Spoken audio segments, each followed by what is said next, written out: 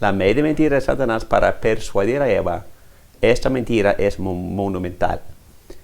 Dios sabe muy bien que cuando coman de ese árbol, se les abrirán los ojos y llegan a ser, como Dios, conocedores del bien y del mal. En este pasaje, Satanás dice una mentira suficientemente grande para reinterpretar la vida entera.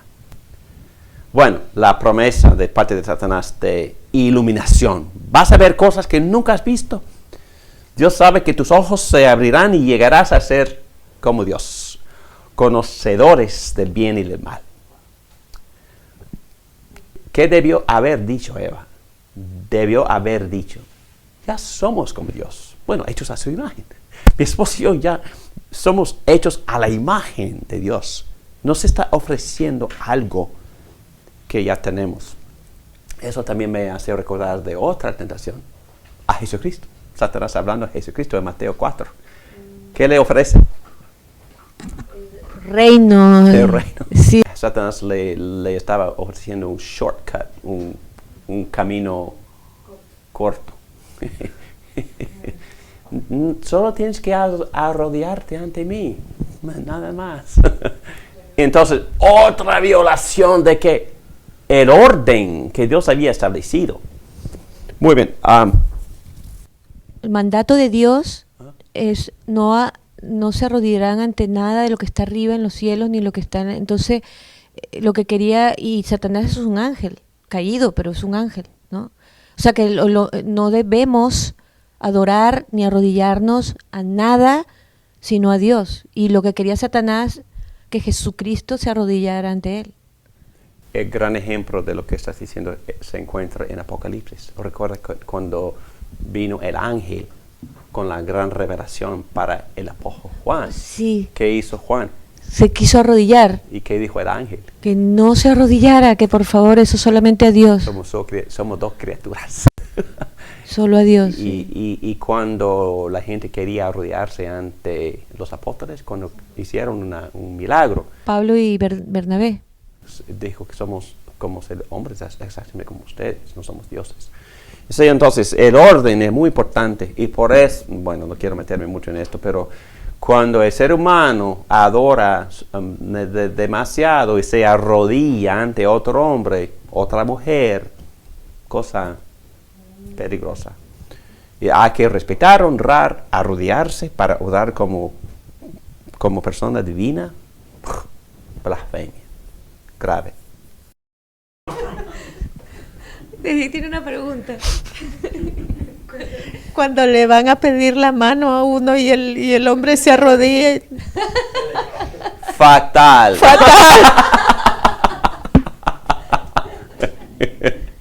No, ¿sabe qué? Todo depende de la motivación del corazón. En serio. No, está bien. Si el hombre se arrodilla para pedir la mano, ¿ok? Es una forma de respeto, ¿verdad?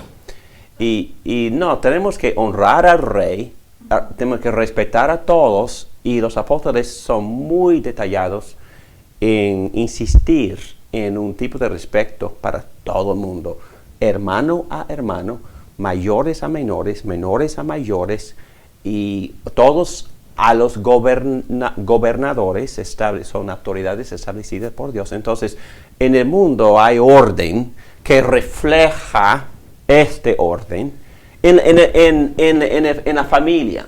Cuando el niño me pregunta, papi, ¿por qué tengo que obedecerte? ¿Cuál es la respuesta? ¿Ah? Yo soy tu padre. Eso es una... sí, pero eso no dice nada. Quizás la intención del niño en eso es que soy superior a ti. ¿El papá es superior? ¿Es superior? Es la cabeza del hogar, el respeto del hogar. Sí, pero ¿por qué? ¿Cuál es el orden acá? Bíblicamente hablando, ¿cuál es el motivo? El hombre es la cabeza. ¿Y dice quién? El hombre es la cabeza del hogar, el que debe dirigir el hogar, y la mujer también. Ok, pero ¿por qué? Porque Dios lo delegó. Exactamente. Entonces, para poder reflejar el orden que existe, ¿dónde? Dentro de la misma Trinidad. Hay tres seres iguales en poder y gloria. y en eternidad. Pero se sujetan. El Hijo eternamente se sujeta al Padre. El Espíritu Santo eternamente se sujeta al Hijo y al Padre. Pero son iguales en esencia. Para que nosotros entendamos esta realidad que existe dentro de Dios mismo, Dios ha establecido este orden, padres sobre hijos, en un sentido con mucho cuidado, esposo y esposa sujetándose. En la iglesia, hombres estableciendo la guía y dirección con mujeres sujetándose. Es para expresar, para que el hombre entienda, para que el hombre muestre y para que el hombre enseñe que existe igualdad y sujeción dentro de Dios mismo. Y cuando mi hijo me pregunta, ¿por qué tengo que obedecerte? No, es porque, hijo, por favor, ayúdame. Dios me ha dado una gran responsabilidad. Dios me ha dado un puesto bastante formidable, difícil. Dios quiere que yo, entre todos los miembros de esta familia, exprese la autoridad beneficiosa, generosa, bondadosa, amorosa, servidora de Dios en esta casa. Y una de las maneras por las cuales en este lugar entendemos o mostramos que conocemos a Dios es por mantener este orden en nuestra casa. Por favor, ayúdame. Por favor, ayúdame a obedecer mi autoridad. Y la forma en que tú me podrás ayudar es por obedecerme.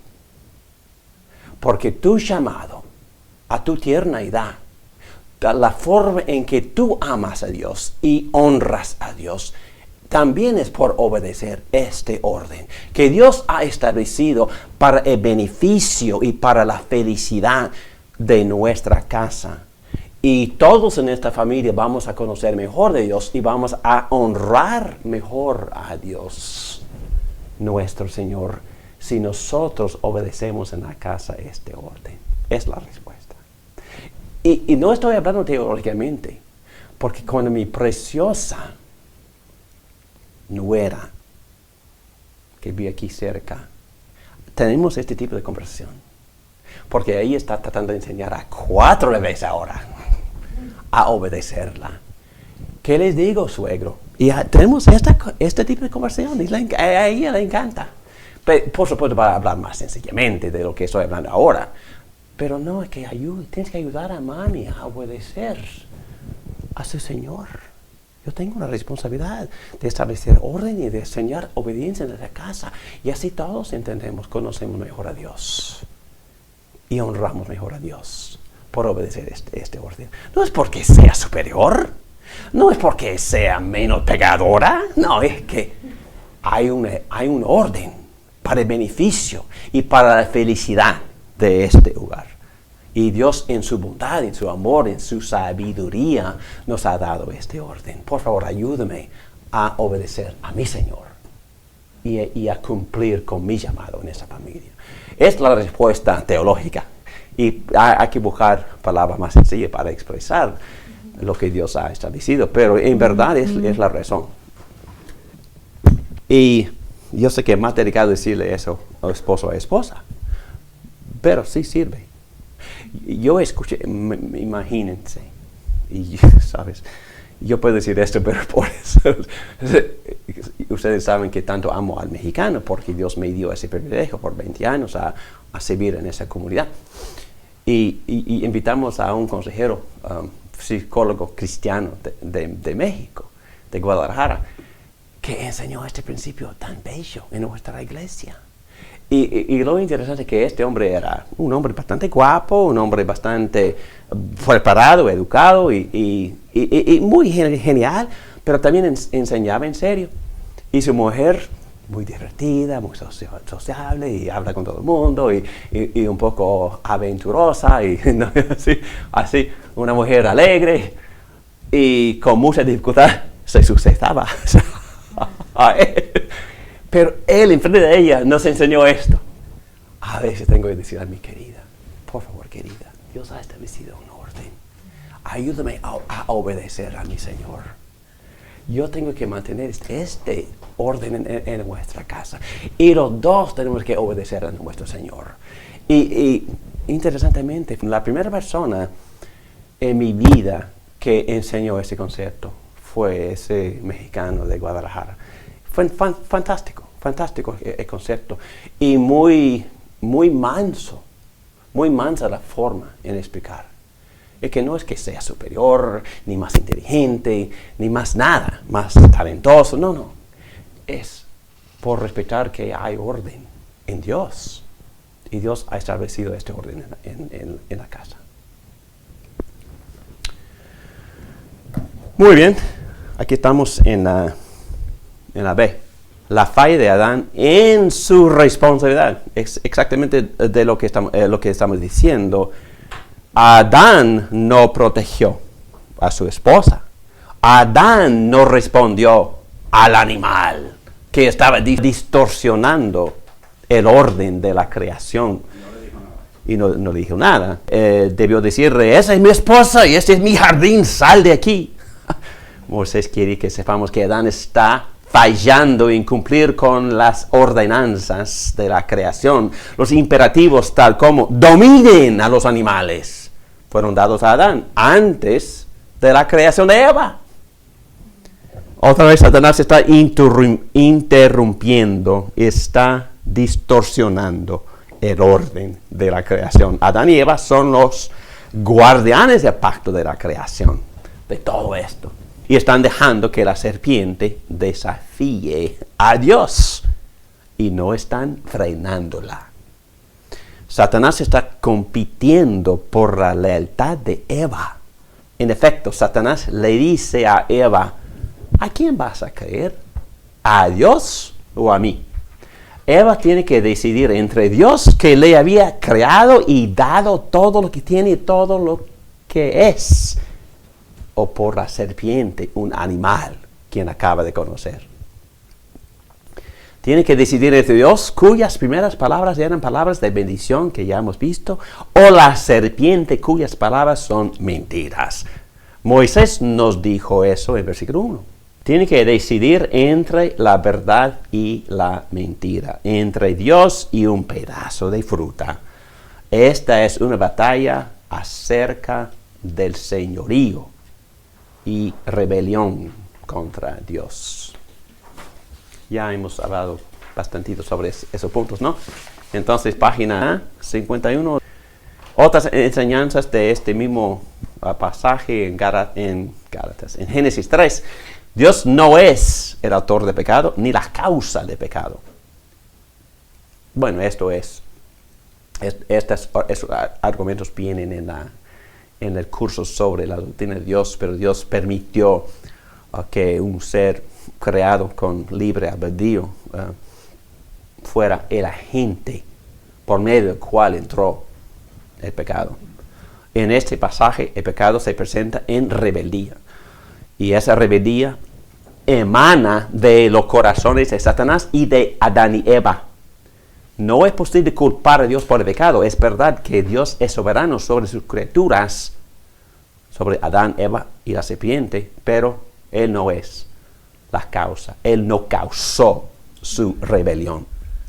El pecado ya había ocurrido en el mundo de los ángeles. Estudiamos eso también en el curso sobre la teología de Dios. Por ejemplo, en Lucas 10, 18, en Isaías 12, el versículo 14, son las enseñanzas claras acerca de la caída de Satanás.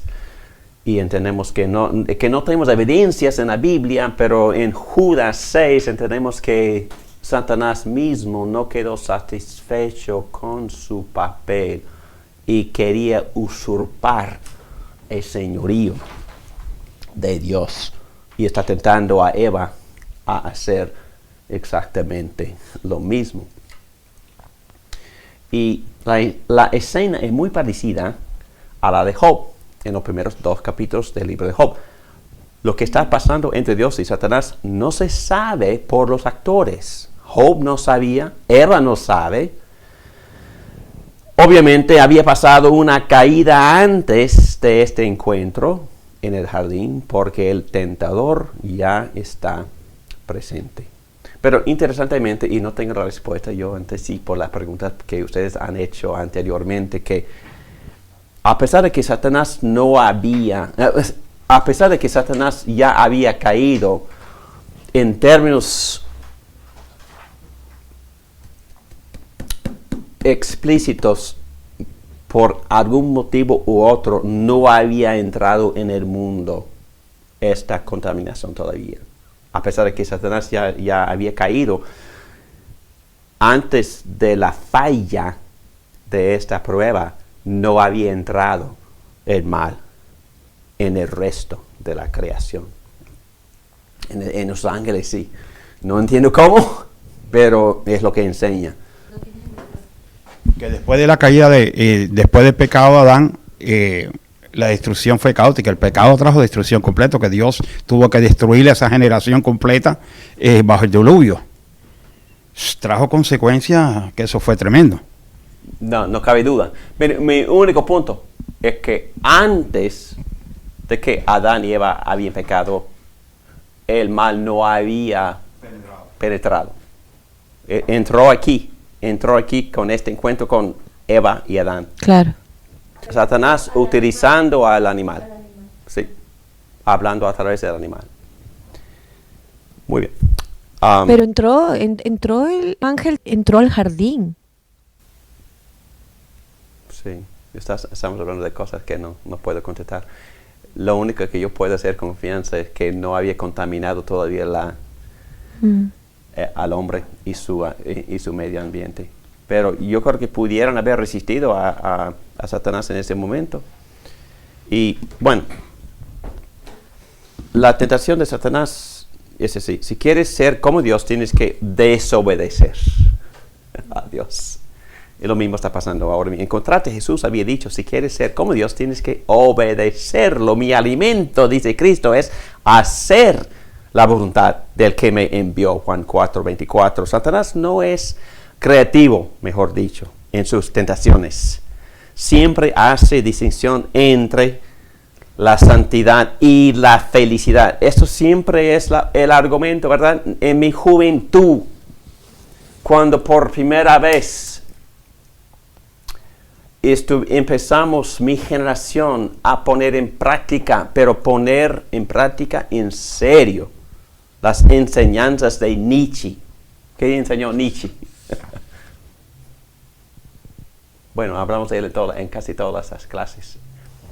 El primero para decir que no hay absolutos, que Dios está muerto. Entonces, que cada quien decida. Él no dijo todo esto, pero su filosofía implicó estas aplicaciones. Entonces, es cuando mi generación empezó a decir, war no, love sí, guerra no, amor sí. Peace and love. Peace and love. Vivimos para la paz y para el amor. Y ellos estaban diciendo con claridad que el amor consistía en experimentar libremente el sexo. Y empezaron a practicarlo. Y ya estamos viviendo el caos, los resultados. Yo me recuerdo, pastor, cuando yo fui a primer grado y segundo grado, a los muchachos ya se les comunicaban. Primero, tú sabes, tú vives con una muchachita. Aquí en Estados Unidos, primero tú vives con una compañera y después si te gusta te casas. Esa fue cuando entró en Peace and Love, todo eso de los tiempos de hippie. Era la mentalidad de los muchachitos, 15 y 6 grado allá, se nos veía enseñando eso. No, primero te acuestas con ella y después si te gusta. Exactamente, muy bien dicho. Y mi único punto es que siempre Satanás ha estado tratando de dividir santidad con felicidad. Entonces, para poder vivir felices, tenemos que rechazar la santidad. Pero ¿qué dice Dios? Para poder vivir felices, Necesitamos la santidad. Hay que vivir santos. Pero, y nosotros en nuestro corazón pensamos iguales. Es que para poder, para que yo pueda en verdad vivir satisfactoriamente, felizmente, entonces hay que rechazar, ¿verdad? Los parámetros, las leyes, lo que Dios me está exigiendo, es que me contiene en esta caja cerrada, ¿verdad? Entonces, en su libro sobre Razón para Dios, Tim Keller se dedica un capítulo por completo sobre esta mentalidad. Es que todo el mundo, una de las quejas más grandes del mundo en contra del cristianismo es que el cristianismo me pone en una caja y me tiene cerrado. Y no puedo moverse, ni puedo experimentar, no puedo gozarme de nada, no puedo disfrutar nada, porque el cristianismo enseña pura santidad, estricta, seca, llena de tristeza y de depresión, y que para poder vivir feliz, rechazo la santidad y vivir felizmente libre. Es la idea. Bueno, también hay que ver que la Iglesia llegó a un extremo al legalismo, entonces también también es responsable de que la gente la haya rechazado, ¿no? Rechace la Iglesia. Muy bien dicho, porque Tim Keller también diría que parte del problema del mundo es porque muchos cristianos no viven el Evangelio, no viven basado en el Evangelio. No viven basado en la libertad que produce el Evangelio. Porque el Evangelio no produce la libertad para pecar, pero el Evangelio produce la libertad de que nosotros nos escapemos del legalismo, de reglas inventadas para controlar, de reglas inventadas para que yo me sienta superior y tú inferior. Mi cultura es superior y nos abrazamos reglas basadas en nuestras preferencias que no tienen nada que ver con el cristianismo y jugamos a todo el mundo basado en esas preferencias. Entonces te juzgo por no preferir mi sabor. Es en parte una definición del legalismo, y el cristianismo a veces se expresa en esos términos y no en términos de la libertad del Evangelio. El Evangelio me pone en libertad de disfrutar todo en el jardín, menos ese árbol. Y ese árbol es pecado. Entonces, ese árbol ahora consiste en 10 mandamientos, no en 11. Por favor, no me des 11. Yo tengo muchísimas dificultades con 10. Por favor. Es que no, es peor, he fallado en los 10. No me des otro en que fallo también. ¿Ok? No se dan cuenta las personas que rechazan la santidad, que ellos son los que están esclavos. No cabe duda. Están esclavos el pecado es clave como nada. De idolatría, de deseos. El Evangelio es para que nosotros seamos liberados del dominio del pecado. Jesús enseñó eso en 2 ocasiones en el libro de Juan. Y por eso el Éxodo, en el libro de Éxodo, sirve como gran ilustración, como una gran metáfora del gran escape, de la gran redención de la esclavitud, no a los egipcios, sino al pecado.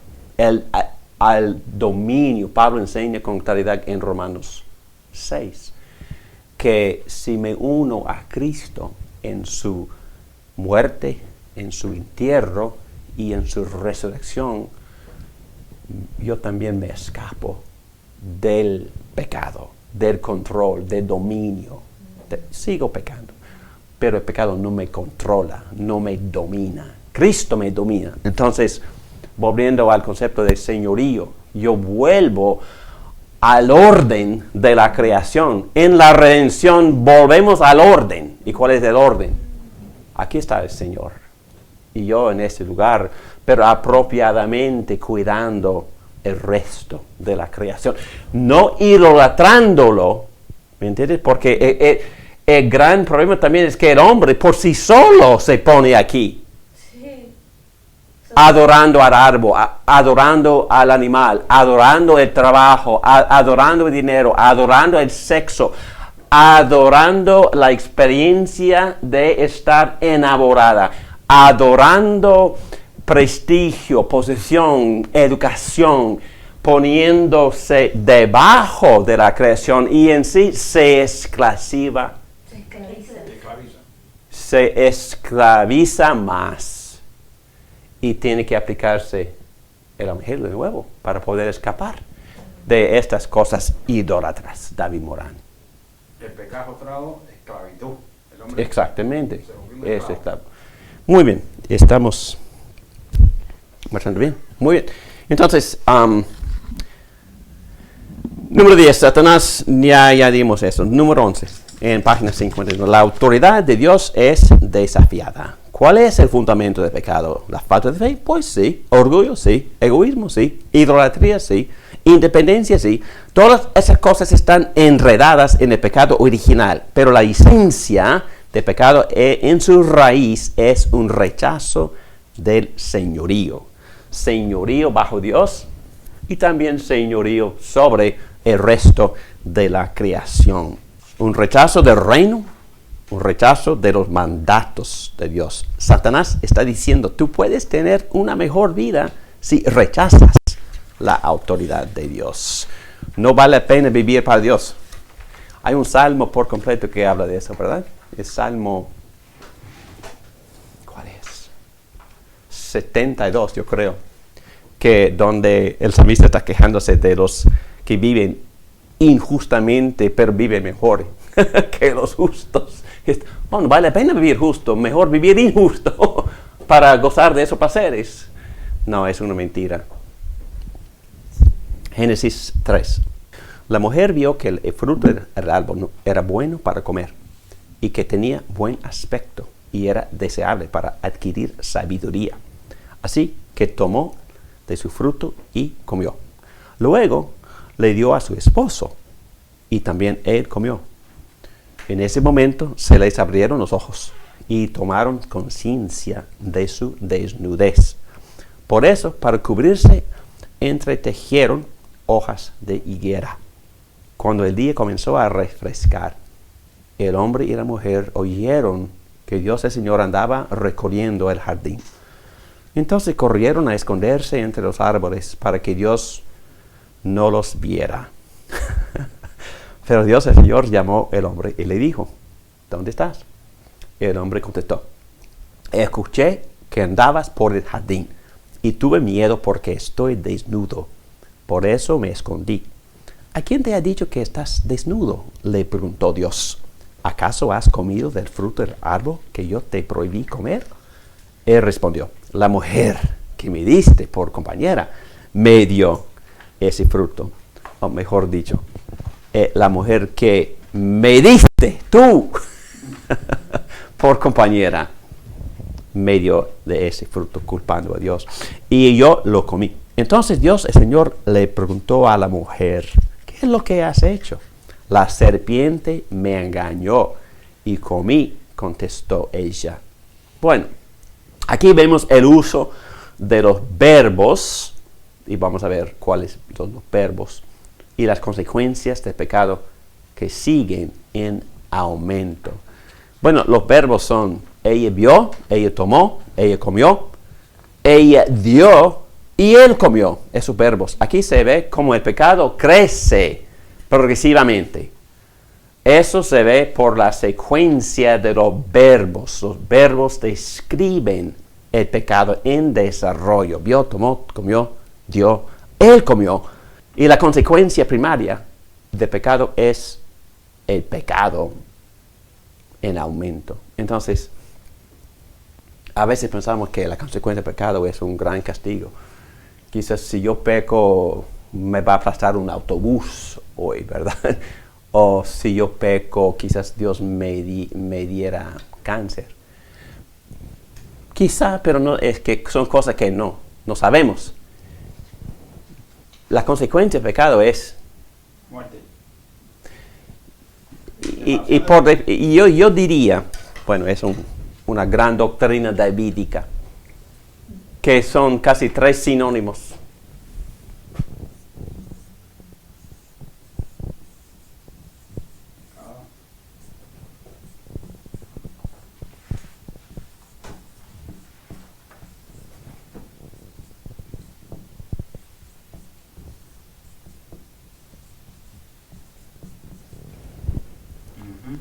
¿Cómo se define el infierno bíblicamente? ¿Cómo se define? Tormento. Tormento. Tormento. Separación de Dios. Separación eterna de Eterna. Dios. Pero en el jardín, el pecado en un sentido también se puede definir como separación. ¿Separación de quién? Y yo no voy a escuchar la autoridad de Dios, voy a escuchar mi propia autoridad. Entonces es una separación de inmediato Ujú. de Dios. ¿Y la muerte cómo se define? Separación del cuerpo con el alma. Exacto. Entonces, casi son sinónimos. Y cuando diríamos que la consecuencia del pecado es la muerte, o si diríamos la consecuencia del pecado es más pecado, estamos diciendo casi lo mismo. Cuando decimos que, bueno, el infierno es separación de Dios, pero ¿dónde empieza esa separación? Cuando peco. Entonces, en un sentido se puede decir que ahora está obrando en mí una raíz del infierno. Yo les confieso que tengo una gran raíz del infierno que vive dentro de mí. Y si no busco el instrumento de la gracia para poder cortar esta raíz, va a seguir creciendo. Y si yo voy de vacaciones y dejo de tratar esta gran raíz por 3 semanas, creo que va a seguir creciendo. Y si no corto esa raíz, y si me muera en esas condiciones, ¿a dónde voy? Al infierno, y después de 1.000.000 años viviendo en el infierno, sigue creciendo esa raíz.